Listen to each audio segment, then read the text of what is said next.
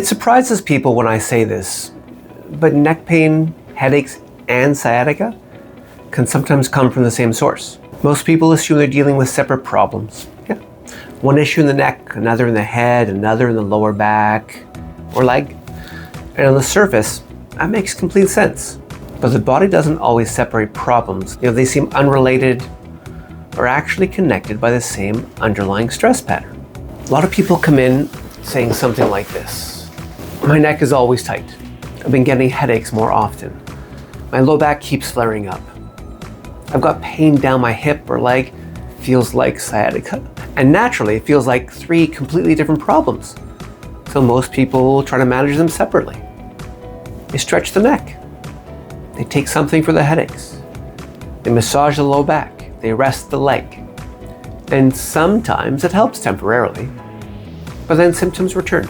Or one improves and another starts. That's when people start feeling confused. Because now it doesn't feel random anymore. It feels connected.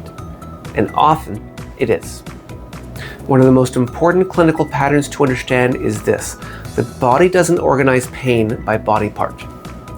Pain shows up where the system is most sensitive, not always where the problem originally started either.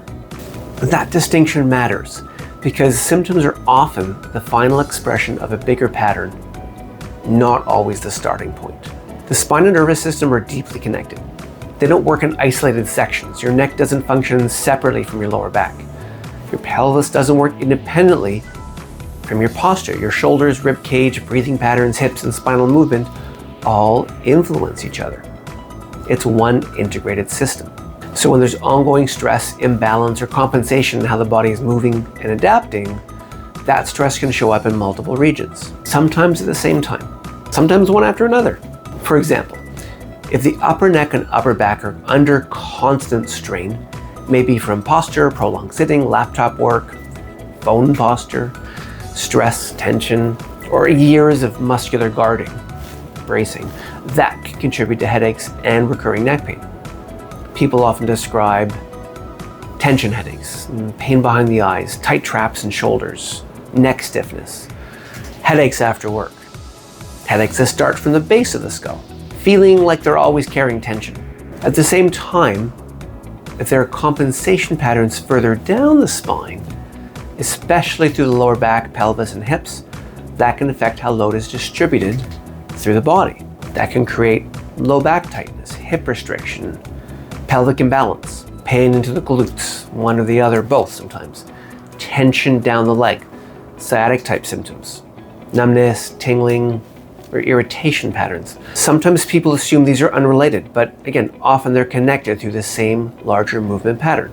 Another example, pelvis isn't moving well, so the lower back compensates. If the lower back compensates, posture changes. If posture changes, the upper back and neck compensate. If the upper spine compensates, tension builds into the shoulders and head. And the body is constantly trying to redistribute stress. And it'll keep doing that until something becomes overloaded. That's usually where pain shows up. And what makes this tricky, it's that the nervous system doesn't label pain by category. It does not say, this is a neck problem, this is a headache problem, this is a lower back problem.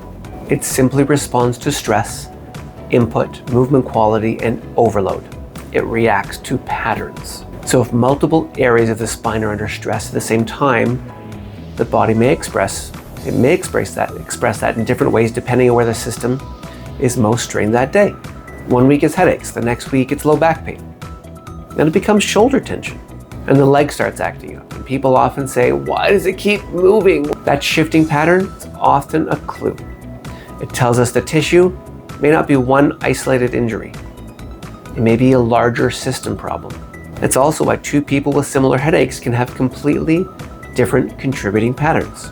One may be driven mostly by upper cervical tension. Another may be compensating from the mid-back and breathing mechanics. Another may be carrying stress through the jaw, shoulders, and nervous system overload.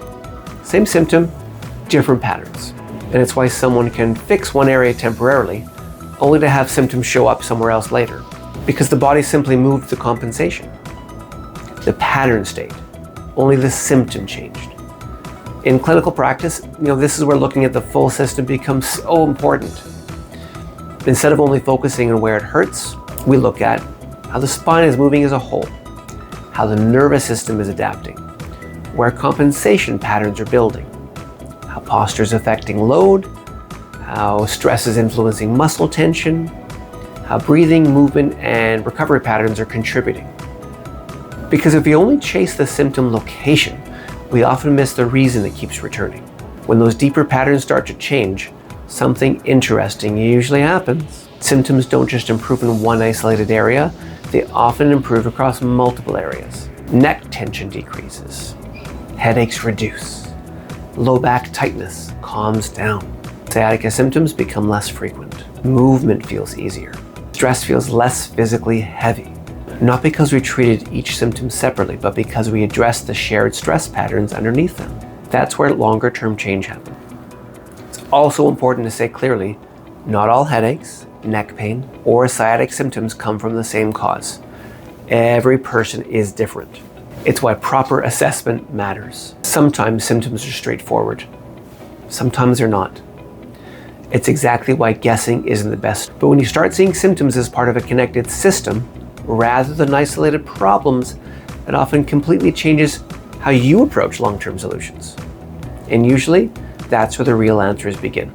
If you've been dealing with symptoms that seem unrelated, but keep showing up in different areas, it may be worth looking at how your spine and nervous system are functioning as a whole. If it makes sense, we can assess it properly and figure out what's actually contributing. Comment HEAL below. We'll get in touch with you ASAP to book a complimentary discovery call.